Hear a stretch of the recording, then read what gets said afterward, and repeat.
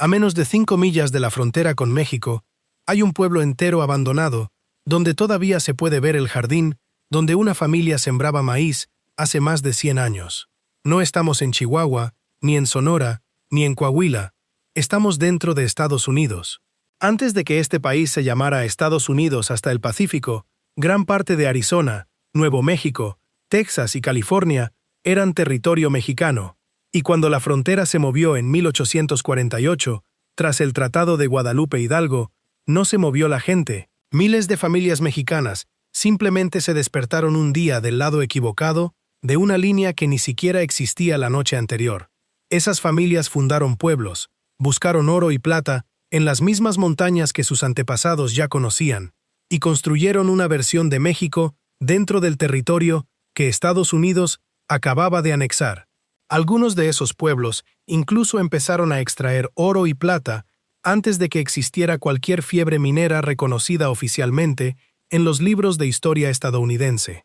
Casi todos, hoy, están completamente abandonados. Vamos a recorrer 9 de ellos, del más olvidado al más simbólico. Y te aseguro que el número 1 todavía tiene un final que nadie esperaría de un pueblo fantasma. Empecemos. Número 9. Lobo, Texas. En el remoto suroeste de Texas, entre las montañas Van Horn y Wiley, hay un pueblo que ni siquiera nació con ese nombre por casualidad. En 1907 se estableció ahí una oficina postal bautizada Lobo, en honor a los lobos mexicanos que todavía recorrían la zona en esa época, el Canis lupus bailey, una subespecie que los propios pobladores mexicanos y sus descendientes conocían bien de las tierras que cruzaban de un lado a otro de la frontera antes de que existiera control migratorio alguno.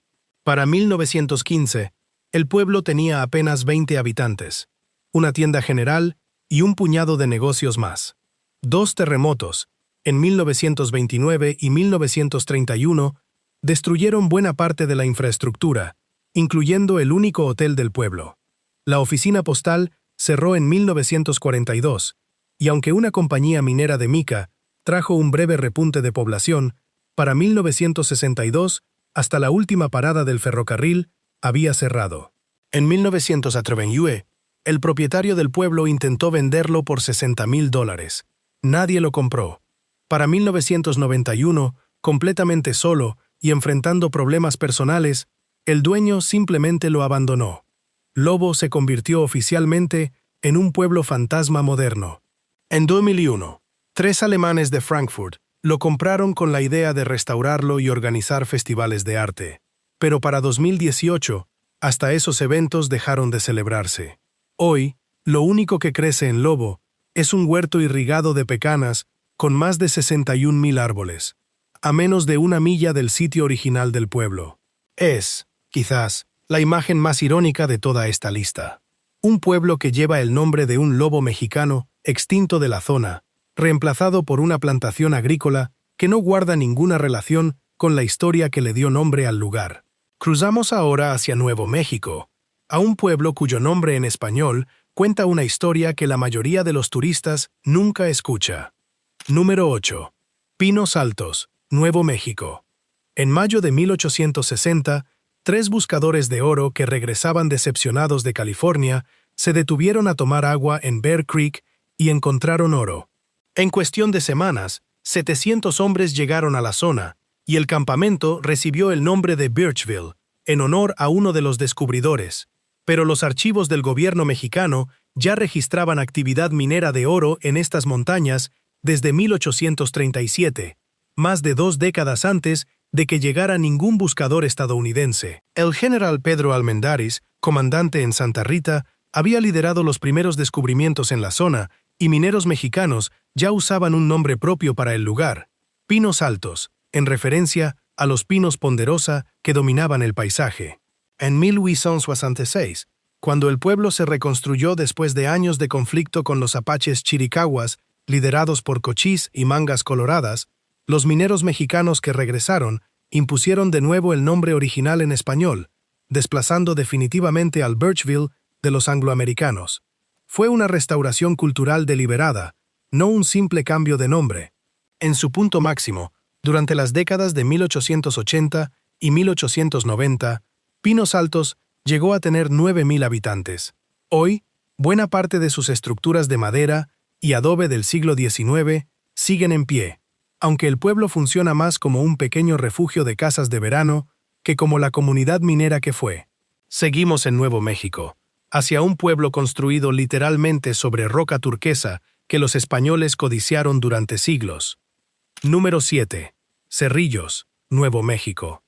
Mucho antes de que cualquier bandera ondeara sobre este territorio, los pueblos indígenas ya extraían turquesa de las colinas que hoy rodean Cerrillos. Cuando los colonizadores españoles llegaron, reconocieron de inmediato el valor de esas mismas minas y las incorporaron a su propia economía colonial, dejándole al lugar su nombre actual, Cerrillos, los cerros pequeños. Durante la fiebre minera del siglo XIX, el pueblo llegó a rivalizar en tamaño con la propia Albuquerque, atrayendo buscadores de oro, plata y turquesa de todas partes.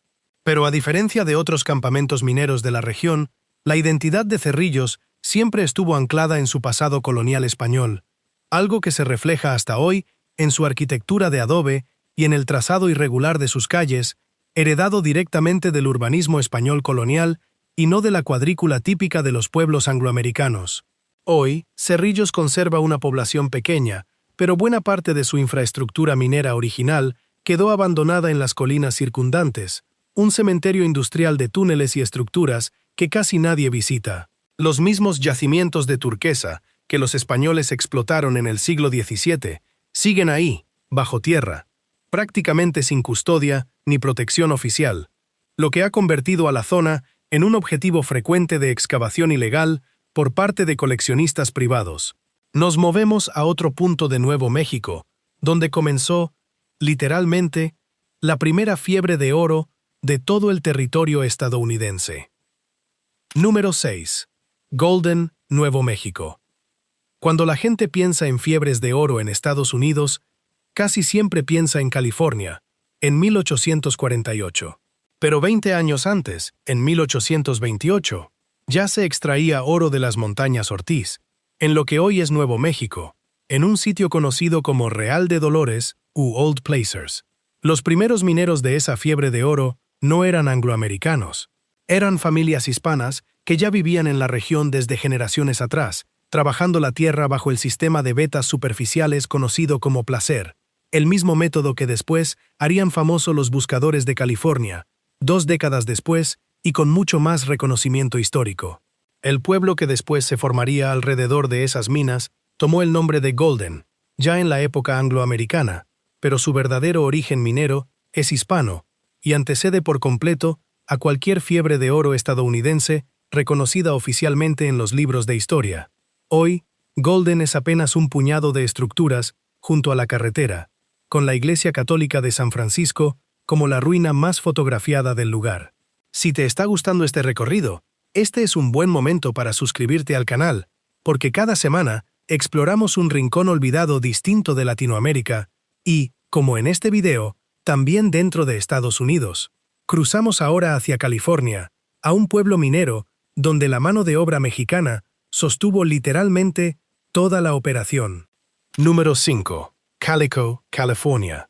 Fundado en 1881 en pleno desierto de Mojave, Calico se convirtió rápidamente en uno de los campos de plata más productivos de todo el estado, con más de 500 minas activas en su mejor época y una población que llegó a superar los 1.200 habitantes. Gran parte de esa fuerza laboral, la que literalmente bajaba a los túneles todos los días, estaba compuesta por trabajadores mexicanos y chinos, mientras que la propiedad y las ganancias de las minas quedaban casi exclusivamente en manos de inversionistas angloamericanos, un patrón que se repitió en prácticamente todos los pueblos mineros de esta lista. Cuando el precio de la plata colapsó en 1896, Calico murió casi de inmediato. La población, que dependía enteramente de la mina, se dispersó en cuestión de meses, dejando atrás casas de madera, la escuela y el propio cementerio del pueblo. Calico permaneció abandonado durante décadas, hasta que Walter Knott, el mismo empresario detrás del parque temático Knott's Berry Farm, compró la propiedad en la década de 1950 y restauró buena parte de sus edificios originales, usando fotografías históricas para reconstruir con precisión cómo lucía cada estructura en su época de esplendor. En 2005, el entonces gobernador Arnold Schwarzenegger declaró oficialmente a Calico como el pueblo fantasma histórico oficial del estado de California, un reconocimiento simbólico que consolidó su estatus turístico. Hoy, Calico funciona como una mezcla extraña entre sitio histórico y atracción turística, con tiendas de recuerdos y actores disfrazados de mineros del viejo oeste, aunque la historia de quién realmente construyó el pueblo con sus propias manos, picando roca bajo tierra durante 12 horas al día, rara vez aparece en los letreros para visitantes. Viajamos ahora a Arizona, hacia las ruinas de un fuerte que representa la presencia española más antigua de toda esta lista. Número 4. Presidio Santa Cruz de Terrenate, Arizona. Cerca del pueblo fantasma de Fairbank, a lo largo del río San Pedro, se encuentran las ruinas de un fuerte militar español construido en la década de 1770, casi 100 años antes de que cualquiera de los otros pueblos de esta lista existiera siquiera como campamento minero. El presidio fue establecido para proteger las rutas coloniales españolas de los ataques apaches, formando parte de la cadena de fortificaciones que España construyó a lo largo de su frontera norte en América. Los soldados que lo habitaron nunca imaginaron que, siglo y medio después, la línea fronteriza que ellos custodiaban terminaría convirtiéndose en la frontera entre dos países completamente distintos. Hoy, solo quedan los cimientos y algunos muros bajos de adobe, accesibles mediante una caminata de casi 5 kilómetros desde el pueblo de Fairbank. La propia Oficina de Manejo de Tierras de Estados Unidos administra el sitio como parte del Área de Conservación Nacional Ribereña de San Pedro, aunque la mayoría de los visitantes que recorren la zona van buscando los edificios mineros de Fairbank y ni siquiera se enteran de que, un poco más allá, sobreviven los restos de una fortificación casi 100 años más antigua que cualquier otro sitio de esta lista. Es, de todos los sitios de esta lista, el que representa el capítulo más antiguo de presencia hispana en lo que hoy es territorio estadounidense, anterior incluso a la independencia de México, cuando esta tierra todavía se administraba directamente desde la Nueva España. Regresamos a Nuevo México, a un pueblo que llevaba nombre mexicano mucho antes de convertirse en escenario de leyendas del viejo oeste. Número 3. Shakespeare, Nuevo México. En la década de 1850, mucho antes de que nadie soñara con llamarlo Shakespeare, este lugar era conocido simplemente como Mexican Springs, un punto de parada para las diligencias de la línea Butterfield Overland que cruzaban el territorio. Todo cambió en 1870, cuando se descubrieron muestras de plata extraordinariamente ricas en las colinas cercanas. Los nuevos inversionistas, en su búsqueda de financiamiento, decidieron que un nombre más elegante ayudaría a atraer capital extranjero, y así nació el nombre Shakespeare, borrando de los mapas oficiales la referencia mexicana original del lugar. El pueblo vivió después una historia colorida de forajidos, incluyendo visitas de Billy the Kid y de estafadores que llegaron a vender minas falsas de diamantes a inversionistas incautos del este del país, pero su origen como simple punto de agua mexicano, en medio del desierto, quedó enterrado bajo el nombre más comercial y más fácil de vender a los inversionistas del este del país. Hoy, Shakespeare es una propiedad privada excepcionalmente bien conservada, con recorridos guiados los fines de semana que incluyen visitas al Hotel Stratford y a la vieja oficina de ensayos de mineral, pero que rara vez mencionan que, antes de la plata, antes de los forajidos y antes del nombre que todos conocen, este lugar simplemente se llamaba como el país del que había nacido su primer nombre. Estamos a solo un lugar del pueblo más simbólico de toda esta lista. Pero antes, vamos hasta la propia línea fronteriza, a un pueblo que vivió literalmente atrapado entre dos países. Número 2. Ruby, Arizona. A menos de 5 millas de la frontera con México, en el sur de Arizona, se encuentra uno de los pueblos fantasma mejor conservados de todo el suroeste estadounidense, con más de 2 docenas de estructuras originales todavía en pie. Fundado originalmente como Montana Camp en 1877, el pueblo tomó su nombre definitivo en honor a Lily B. Ruby Andrews, esposa de un comerciante local, pero su cercanía absoluta con la frontera mexicana definió toda su historia posterior. Durante la Revolución Mexicana, el temor a incursiones armadas desde el sur era constante, y los propietarios de la tienda del pueblo llegaron a mantener armas de fuego en cada habitación de su casa. Uno de los residentes mexicanos del pueblo, un hombre mayor llamado Guzmán, quedó registrado en la memoria local de Ruby después de que el comerciante Philip Clark le hiciera una broma sobre un supuesto dispositivo de gas venenoso instalado frente a su tienda, simplemente para asustarlo. La anécdota, conservada hasta hoy en los recuentos históricos del pueblo, retrata la relación cotidiana, a veces tensa y a veces casi familiar, entre los habitantes angloamericanos y mexicanos de esta zona fronteriza. En la década de 1920, una serie de asesinatos dobles conocidos como los Ruby Murders le dieron al pueblo una reputación de violencia que persiguió su nombre durante décadas. La mina cerró finalmente en 1940, cuando la compañía Eagle Pitcher, que había tomado el control de las operaciones de zinc y plomo en 1926, decidió cerrar por completo sus operaciones. El pueblo quedó abandonado casi de inmediato, aunque asombrosamente bien preservado gracias a la propiedad privada que ha mantenido controlado el acceso durante casi un siglo. Hoy, para visitar Ruby es necesario solicitar un permiso con anticipación y pagar una cuota de entrada, algo poco común entre los pueblos fantasma de esta lista, la mayoría de los cuales son de acceso público y gratuito. Esa restricción es, paradójicamente, la razón por la que Ruby conserva más de 2 docenas de estructuras originales bajo techo, mientras que pueblos de acceso libre como Lobo o Golden apenas sobreviven en fragmentos. Y ahora, el pueblo número 1 de esta lista, el único que, después de morir por completo, encontró la manera de volver a nacer. Número 1. Terlingua, Texas.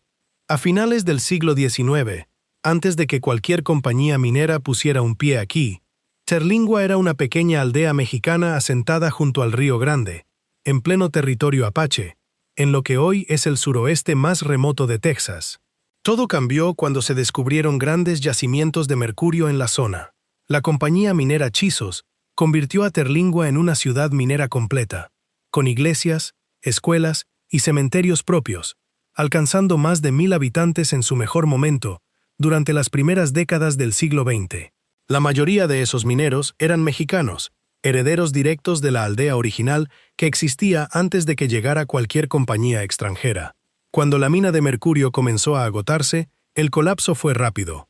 Para la década de 1940, la mina había cerrado por completo, y Terlingua quedó abandonada durante años, un pueblo fantasma más entre cientos en el suroeste estadounidense. Sus casas de piedra, construidas por los propios mineros mexicanos con materiales del desierto, quedaron vacías, y el cementerio del pueblo, todavía visible hoy, conserva cruces de madera con apellidos que delatan el origen de casi todos sus antiguos habitantes. Pero a diferencia de Lobo, de Shakespeare, de Golden y de casi todos los demás pueblos de esta lista, Terlingua no se quedó abandonada para siempre.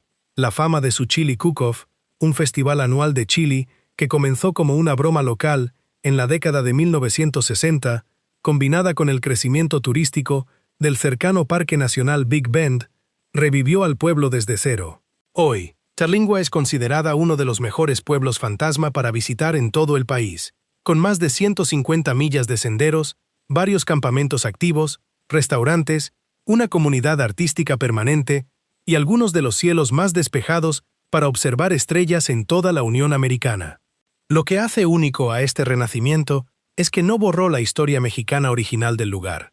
A diferencia de Shakespeare, que cambió su nombre para sonar más atractivo a inversionistas extranjeros, Terlingua conservó el suyo, un nombre cuyo origen exacto sigue debatido entre historiadores locales, pero que la comunidad actual ha decidido proteger como parte esencial de su identidad. Terlingua es la prueba de que, incluso después de que un pueblo entero muera 2 veces, primero como aldea mexicana casi olvidada por la historia oficial, después como ciudad minera completamente abandonada, todavía puede encontrar una tercera vida, siempre que alguien decida que vale la pena contar su historia completa, no solo la parte que empieza con la llegada de una compañía minera extranjera. La próxima vez que alguien te diga que la herencia mexicana en Estados Unidos es algo reciente, cuéntale sobre estos 9 pueblos, porque varios de ellos llevan más tiempo llamándose como se llaman, o llamándose como alguna vez se llamaron, que Estados Unidos llevando ese mismo territorio bajo su bandera actual. Si este recorrido te dejó pensando, cuéntame en los comentarios cuál de estos 9 pueblos te sorprendió más. Y si quieres que sigamos explorando los rincones olvidados de Latinoamérica y de la historia latina dentro de Estados Unidos, ya sabes qué hacer. Nos vemos en el próximo video.